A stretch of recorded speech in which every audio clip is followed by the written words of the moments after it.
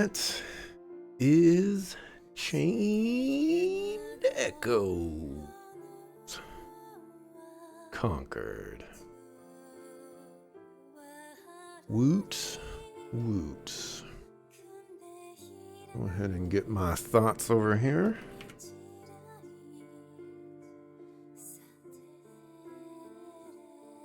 I did write down my thoughts for this game, but there's not like a lot of the things that I want to talk about.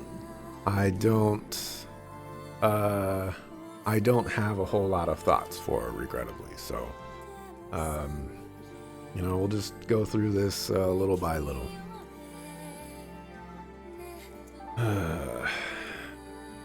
How did I like this ending?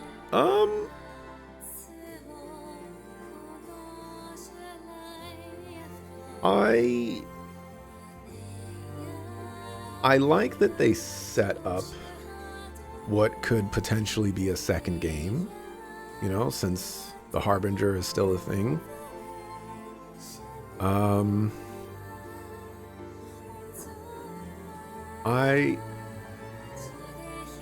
I think everything after the final boss was good. I think the moments leading up to the final boss weren't as I didn't enjoy it as much. But it is what it is.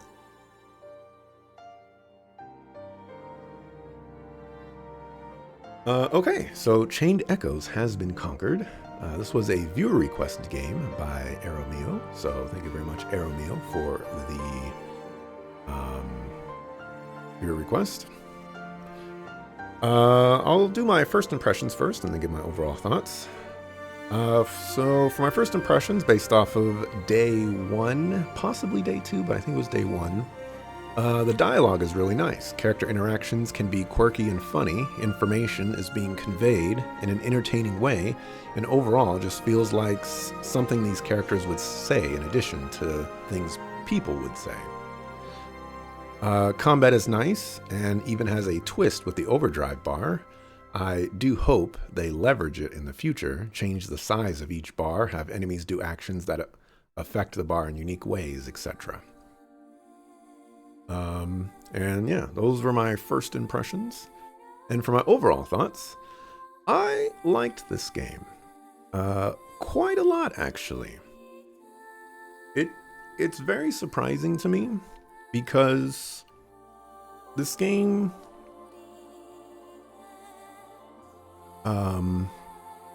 this game's gameplay and combat is super well done. I like the way they approach it. I like the decisions they make. I like the quality of life features that are associated with it. I like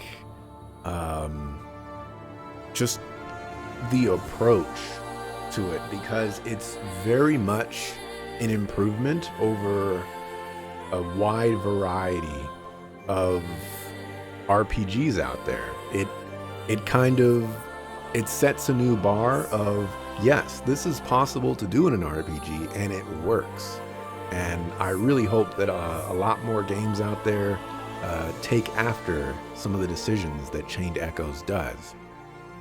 Where I think this game falters is the aspects of the story don't necessarily flow as well as one would want.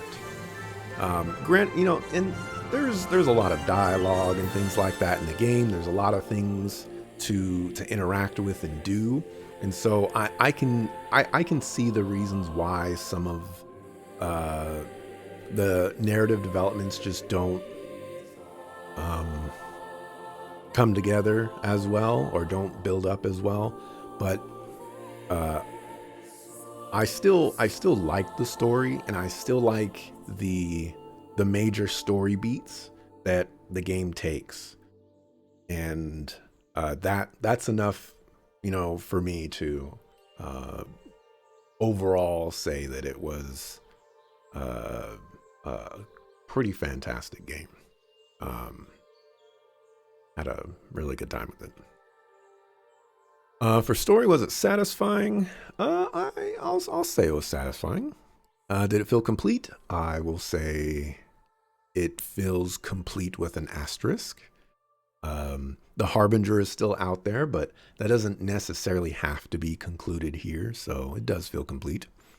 How was the pacing? I think the pacing was decent. I think the opening of the game is probably the strongest that the the game has, like the strongest showing for the game.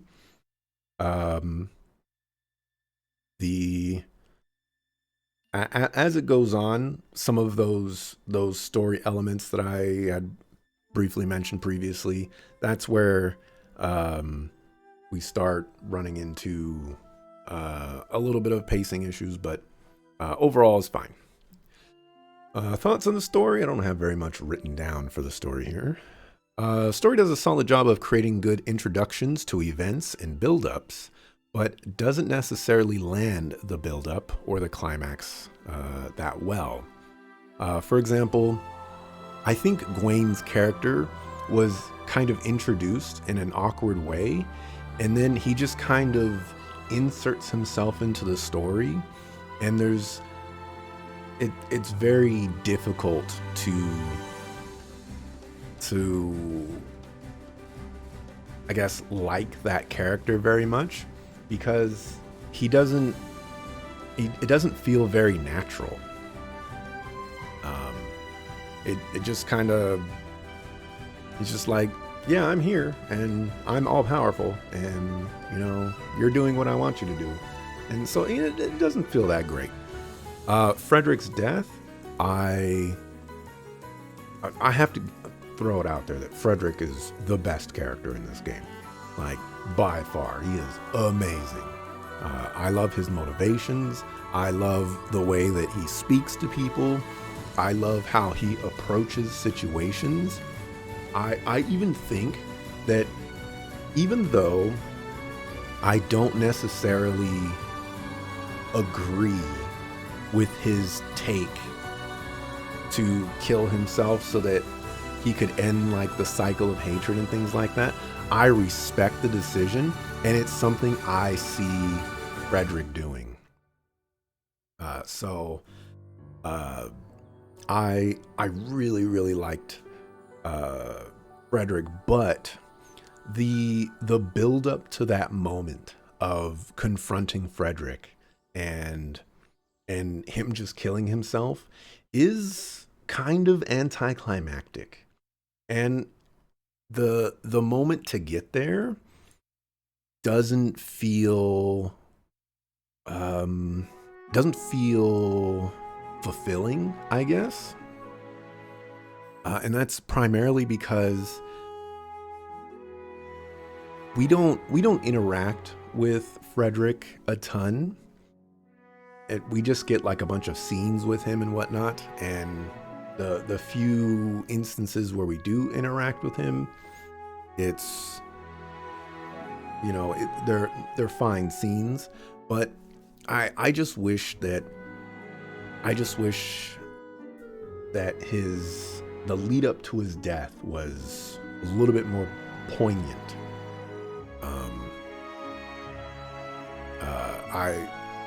There could have been more dialogue. There could have been more characters that we had to run into.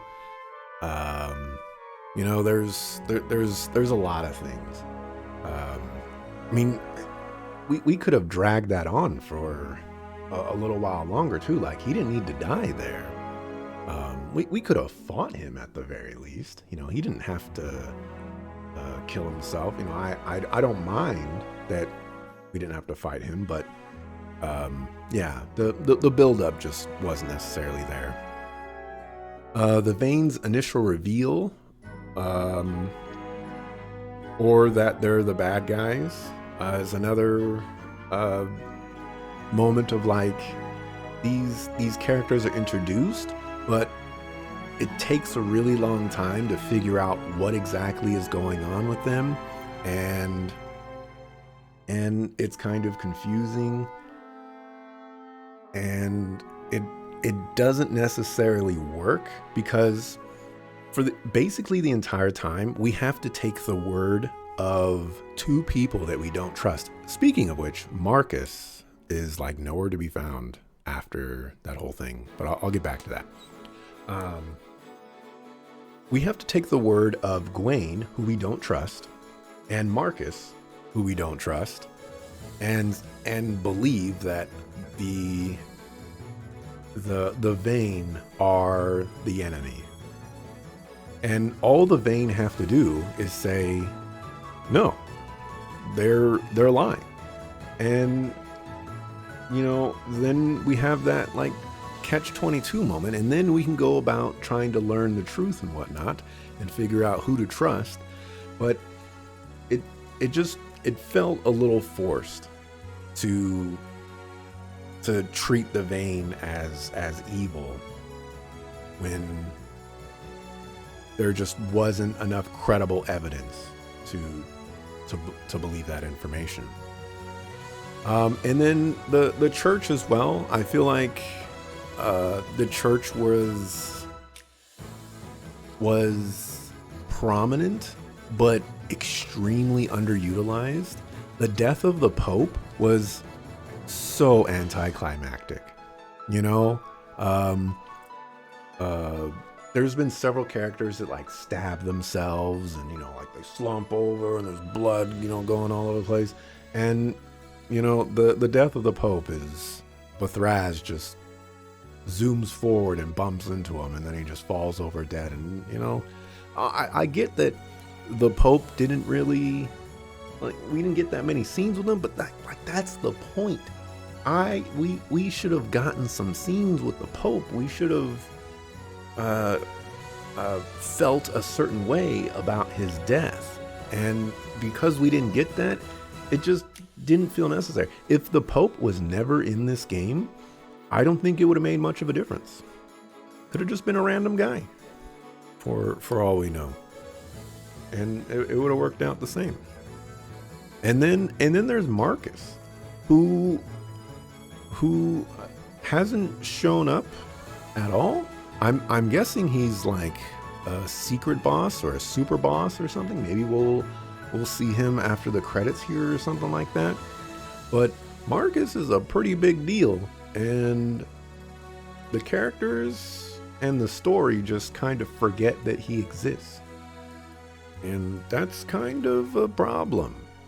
So yeah, I feel like you can't conclude that this game, or like you can't say that the world is saved when Marcus is still out there, because he's trying to release the Harbinger.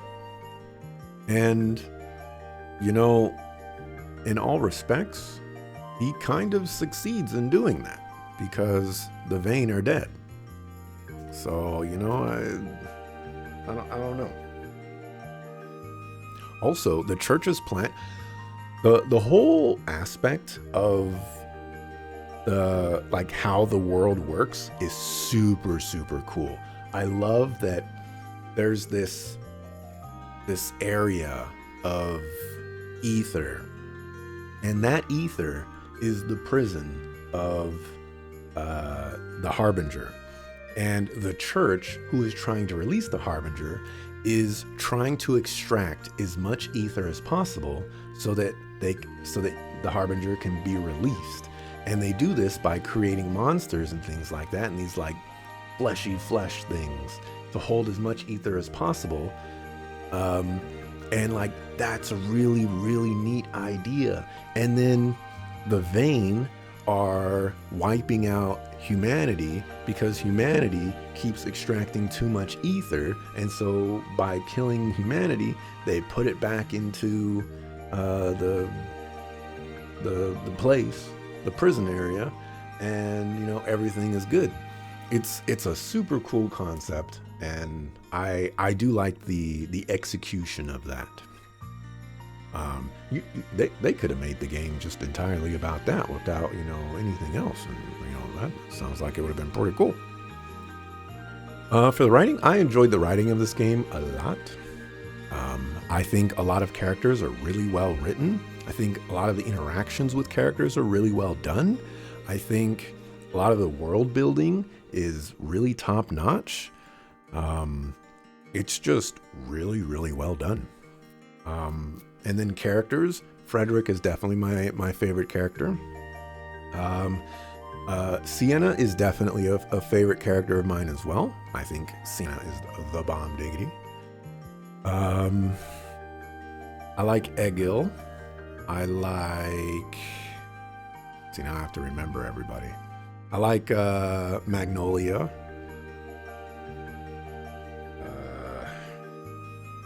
I don't necessarily like Glenn. He's kind of a suckafoo. Rob is a suckafoo. Killian's a suckafoo.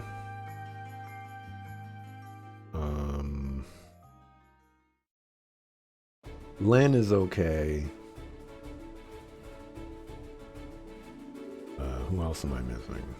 That's probably it. I do like Amalia as well.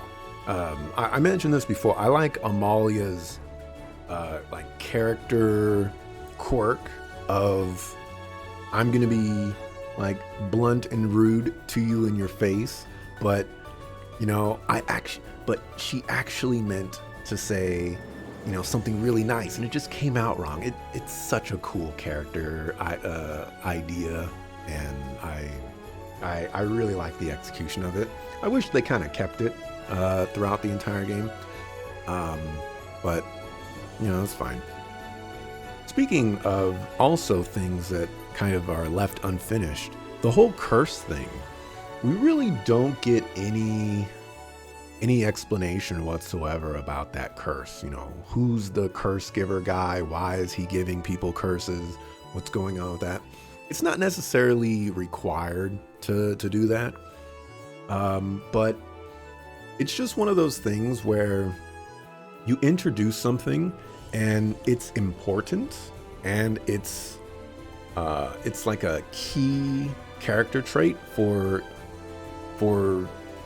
certain characters that define them effectively, and there's really nothing to delve into that further.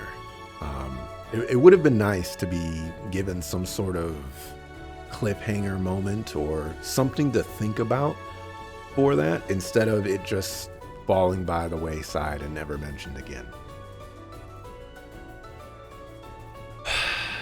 For gameplay mechanics and design, what gameplay elements stand out?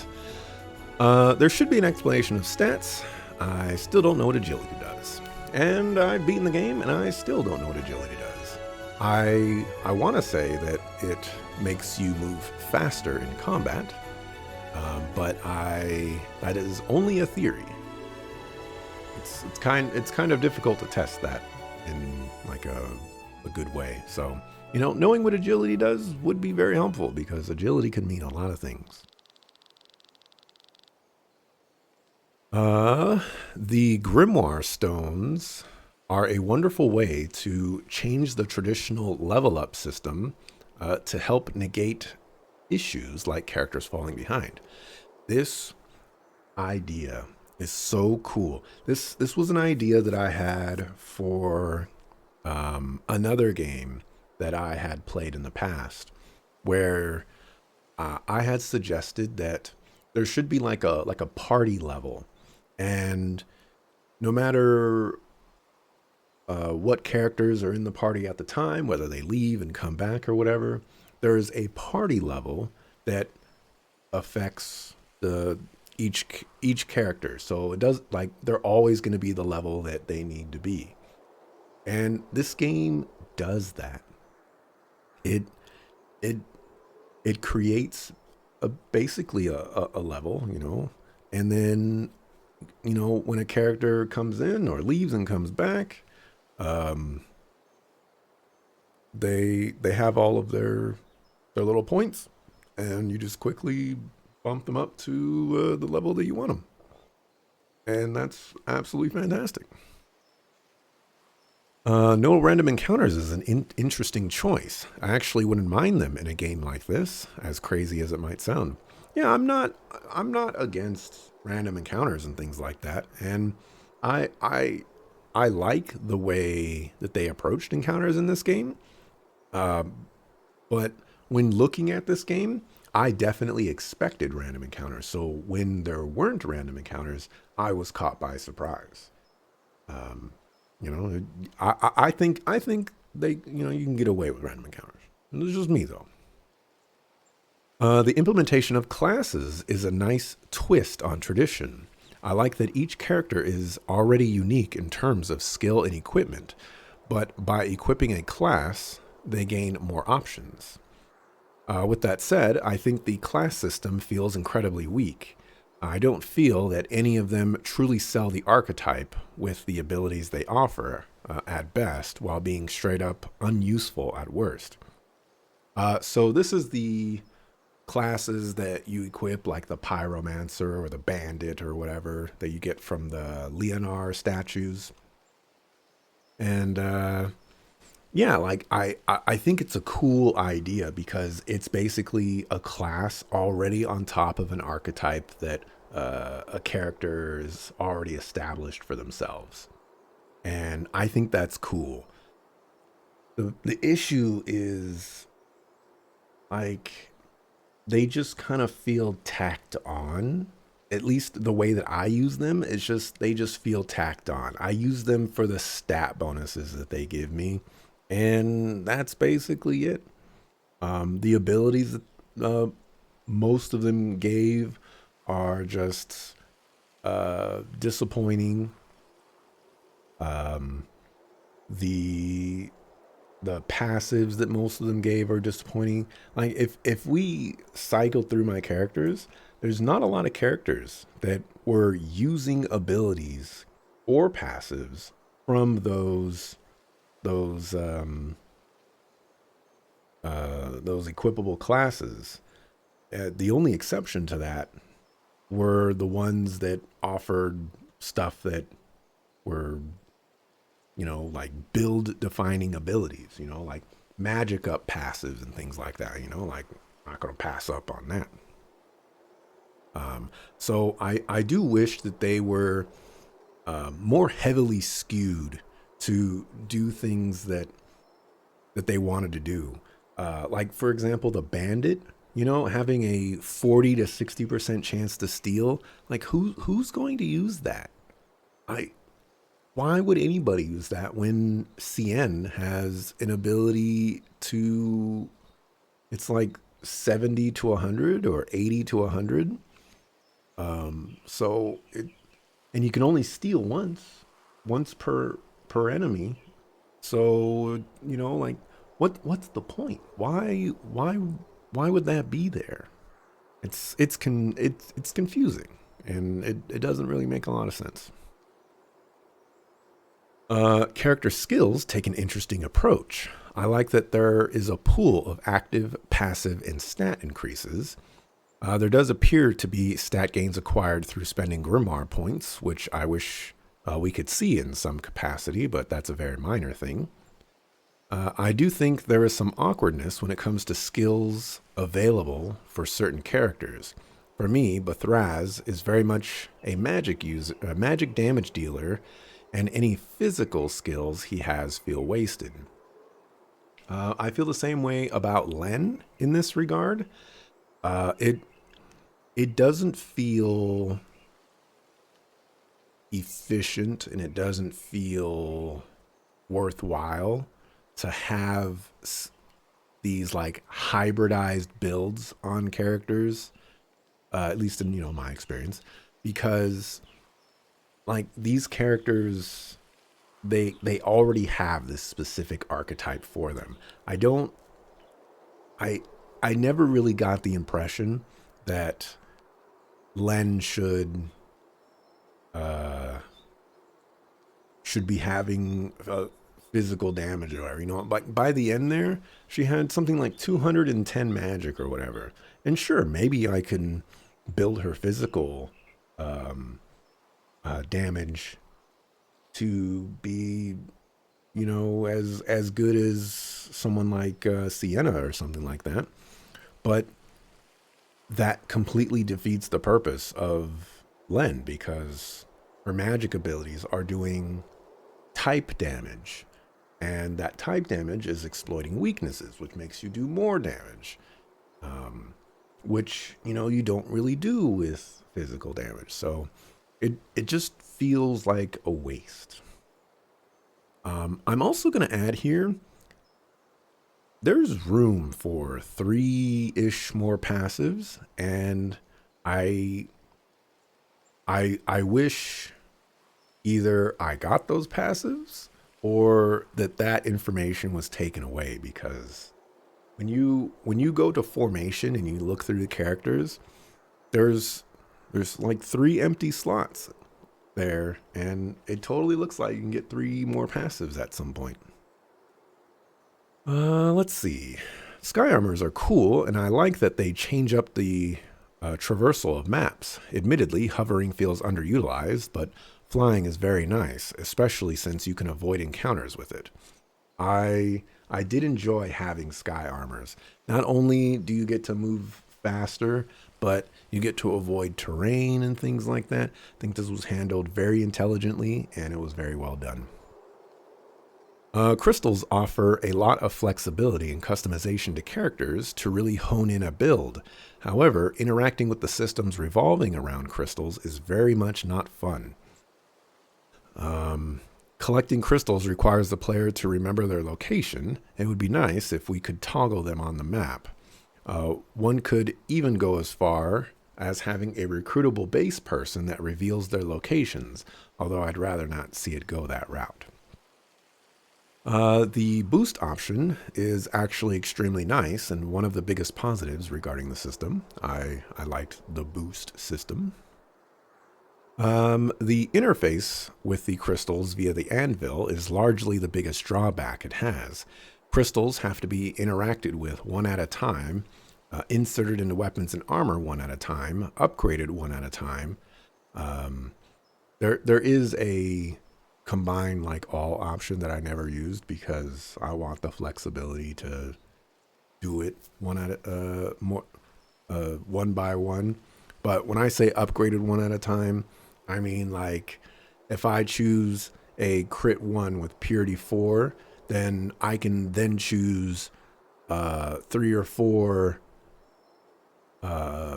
next upgrades, and it'll just all combine right there. Instead of I choose my purity 4, then I choose the next one, it combines, then I have to go and choose my purity 3 now, and then I choose the next one, it combines, repeat for each one. But they can be removed all at once, which is nice. So the issue here is that the process takes too much time for the benefits that don't feel worth the investment. Equipment upgrades happen with enough frequency that going through the process of removing crystals from armor, then having to remember what crystals go in what character's equipment is tedious. To then insert them one at a time creates a lot of effort. I would really like to see the crystal option allow for multiple combines at the same time, where it is feasible to craft a rank 10 without having to reselect crystals or exit the menu. I would also think that the game would benefit from further filters to assist with combining. The ordering of crystals of the same type doesn't seem to exist, other than perhaps the order they were acquired in, which isn't very helpful. Sorting by size, rank, purity, and even crystals that would only be useful for a particular character, like Card Master, for example, would all be helpful. I would also like crystal slots to be removed from weapons and armor altogether. I think accessories would be the most appropriate place to put them, since that is the least likely place to receive frequent upgrades. Personally, I would rather Crystals be a separate equipment slot for each character outside of existing ones that can be quickly and easily swapped out at all times. That is my personal wish. And lastly, I would like the ability to not only see crystals that are equipped, but be able to combine those crystals and have them not leave the equipment they are already placed in. This would also speed up the process and could be a compromise. Another compromise is being able to just have an option to say move crystals from one weapon or armor to a different one. And that would save me a lot of time, because I basically stopped interacting with the crystal system when I started to see how much time it was taking. So I was like, okay, I'm only going to mess with this for Sienna basically, and Len as well. You know, I'll transfer Lens and whatnot. But if you looked at, you know, the rest of my party, Glenn just had basically bare bones. I threw in whatever for Micah, but you know, like most of my people just had whatever. Some of them I'd hone in the build, but other ones, you know, like I didn't want to go through all that effort and time, because once I invest that, I still have to invest so much more time once I get the next upgrade for that character, and it's just not worth it in its current implementation. Having a home base will always be cool, especially when given the ability to recruit people for it. That said, it is excessively large at the start and feels impossible to not only find people, but remember where they are. I wish it was condensed better and navigation was friendlier. I'll take a map as well.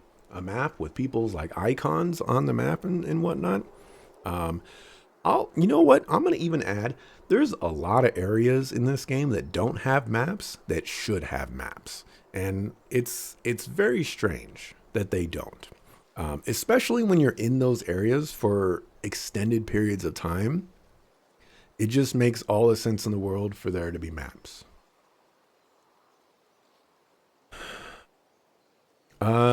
Deals in the shop menu are a cool idea. I like that selling monster items that give me access to various bundles. I also like that I can see my progress with them. This was a really cool idea. I don't think I've ever seen a game do this like that, where like you get these random doodads from monsters when you beat them, and you can sell those doodads to get money, but you also get access to deals that those items are related to. And once you have sold enough items related to that deal, you can then pay to gain that particular deal reward. And some of them are, you know, really, really cool. There's some really cool stuff in there. So this was a really cool idea, and I'd love to see this, you know, ported over to more games or a sequel. For combat, recovering health and tech points after battle is so nice. It encourages actually using skills. I think once again this is a incredibly smart decision by the developer here to not encourage stinginess. I don't have it written down here, but the ultimate meter bar thingy, that coming back for bosses and things like that, once again, it encourages you to not be stingy for it. You know, you can, I don't want to say use it willy-nilly, but you don't have to feel bad about using it and then go into a boss fight and be like, man, I wish I had this. It's just incredibly smart decision making for game mechanics, and it makes so much sense. And it's easy for people, or like for developers and things like that. They probably wouldn't think of these things, but they're just it's the sign of the times for me when I see a developer add these sorts of quality of life features, when RPGs have a long-standing stagnation in the evolution of mechanics and making them feel better to use. And that's one of the greatest things that this game does is it it it, it feels like it's several decades ahead of its time in terms of how it's approaching quality of life features and how it's designing uh, like specific usage.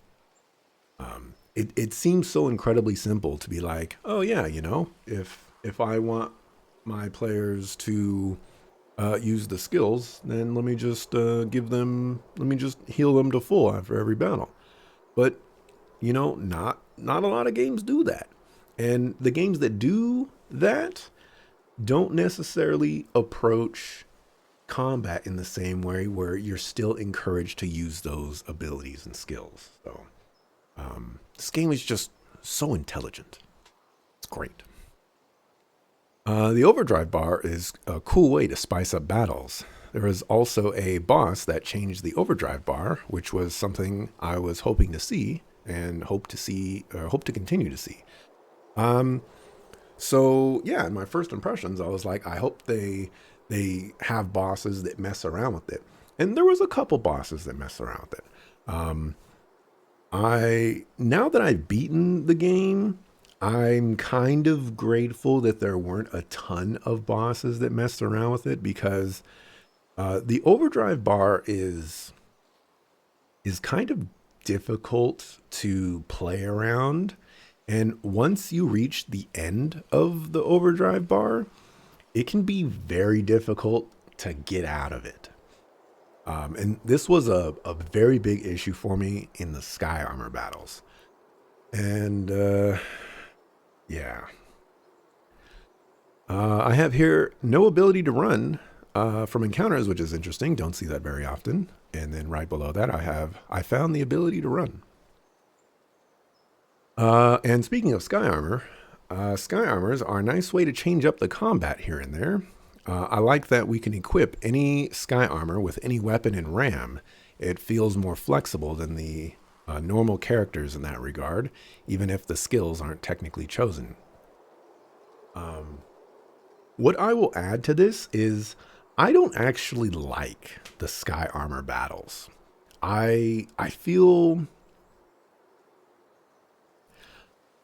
this is going to sound kind of crazy because I just kind of praise the flexibility, but I don't feel like I'm encouraged to play my style, um, or play the way that I want to in Sky Armor battles, because of how all the mechanics work together. And that mostly comes down to the overdrive bar. It's so difficult for me to navigate the SP. I think it's called SP. The mana bar basically that each character has. It's so difficult to navigate that, but also have the overdrive bar be in a good spot. And there's just been many, many times where I'm getting punished because I either make a couple of wrong decisions or one wrong decision, or the enemy just does something that sends things spiraling out of control, and so I'm stuck in the red portion of the overdrive bar, and I'm overheating, and it's it just becomes such an ordeal to get out of it. And on foot, there's items that you can use to bring it back. There's abilities that you can use to bring it back. Um, there's there's also the ability to like heal SP and things like that. But when it comes to the sky armors, it's it feels like I can attack like 3 times with my skills, and then I have to go into the zero mode, which I can't use skills, and then um and then like once I get my SP back from the zero gear, then I go into gear 1, but at gear 1 I'm pushing the overdrive bar. So like I'm making it worse for myself. And sure, like I could guard or whatever, but then I'm falling behind in damage and combat and things like that. So I do feel that the sky armor battles. Oh, it's time for me to work. I do feel that the sky armor battles are the things that need to be tweaked the most. And I don't necessarily want to say, go back to the drawing board or whatever, but I do feel that it was the least enjoyable thing about the combat.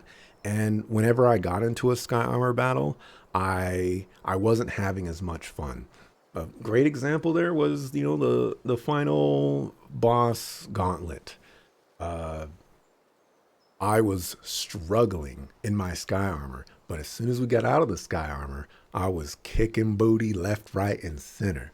And that's where I felt I had the flexibility and the control and all the options of doing things the way that I do them and the way that I built my characters to do them. And the sky armors felt so much more restricting. For dungeons, I think all of the dungeons were fine. I don't even think there was any practical dungeon design issues, which is crazy. For cardinal sins, no value indicator or tell to determine enemy HP. This appears to be a boss exclusive thing, but still applies. Removing a key party member without sufficient replacement. So technically, I don't. Oh well, actually, no. This is it's a thing for Killian, but I was like, technically, I do get Homeboy Slice back. Raphael, who is a great sword user, but they play differently. And then also like characters are removed throughout the story for various reasons, and forcing the player to use certain party members. There was solo and duo moments and whatnot. Is there anything else? I don't think there's anything else. So we'll let that go. For miscellaneous sound and music, I enjoyed a lot of the music in this game. I don't I enjoyed it for the context of the game. I'm not necessarily certain that I heard anything where I'm like, that's a certified banger, or I need to remix that into a beat. But in the context of the game, I enjoyed the music a lot. It felt well crafted for the moments that music was playing. For graphics, I like the graphical style. I will say I don't like the character portraits. I think that's my the least liked thing for the visuals. But a minor thing. I don't have to pay attention to those all the time. For others, the game worth recommending? Absolutely. This game is great. If the developer is watching, I'm just gonna say right now, like, when are we gonna get Chain Echoes 2? I'm ready for it. All right. If I had to give the number one things that I want to see improved upon, I would love for the build-ups to major moments in the stories to actually get they're just due for that buildup. And I would also like the crystal system to basically just be completely overhauled in a way that that makes it more friendly. I feel like the crystal system is the one system in this game that doesn't feel like it got the quality of life features and things like that that the rest of the systems did. Like, it feels like Chained Echoes looked at other games in the RPG genre and they said, this game does it like this, but it would make more sense to do it like this and then have this aspect tie into it, and like this quality of life feature will work with it. But with the crystal system, it feels like that outdated way of doing things, and it didn't get this. It doesn't feel like it got the same amount of attention and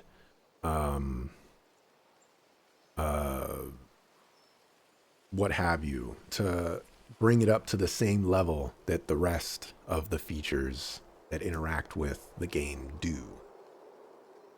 And then the last thing is the Sky Armor battles. I would love to see those done in a different way. I don't necessarily have the greatest of examples on how to accomplish that, but I think the Sky Armor battles are they have a lot of complexities to them, and it's very easy to fall behind.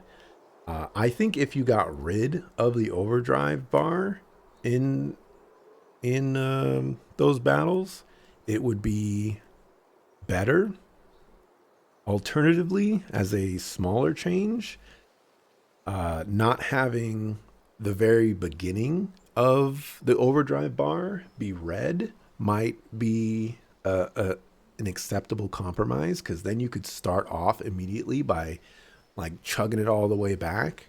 Because once you start running out of mana, and you gotta heal, you got to get your SP back or your mana back, and then you got to gear back up to 2 so that you can start sending it back. Like, it's so easy to fall behind. So those are probably my 3 biggest wants from a sequel.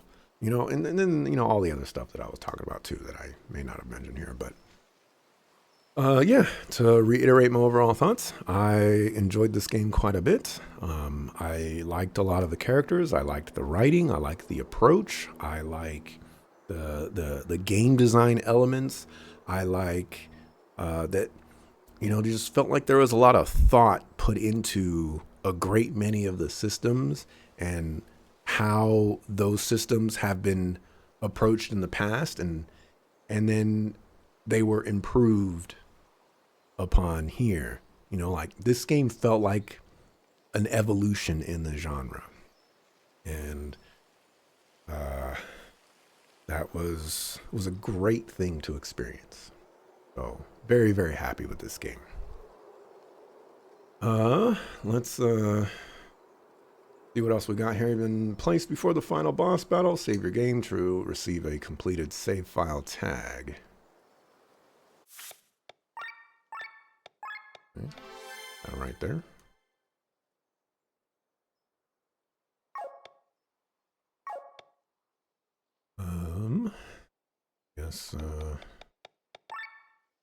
Guess that's it. Yep. Guess that's it. And this passive screen is what I'm talking about. See the passive? It has space for 3 more. It says none, none, none. I wanted more things there. I wanted to be able to do that. Yeah. Oh yeah, I didn't speak about this. And I have to say that this was really, really cool to do as well. Not only do I like that it doesn't require you to do everything to get all the bonuses, But I like that a great many of these felt feasible to do. And, you know, if I worked hard, I can probably go back and do a decent amount of these, you know? Like, I feel somewhat confident that there's a possibility of me doing that. And, you know, truthfully, I kind of want to, but I'm not going to. What am I going to do? Get an achievement? I don't care about achievements, so. Anyways, that's going to wrap it up for my thoughts. So, I'm going to mark, and yeah.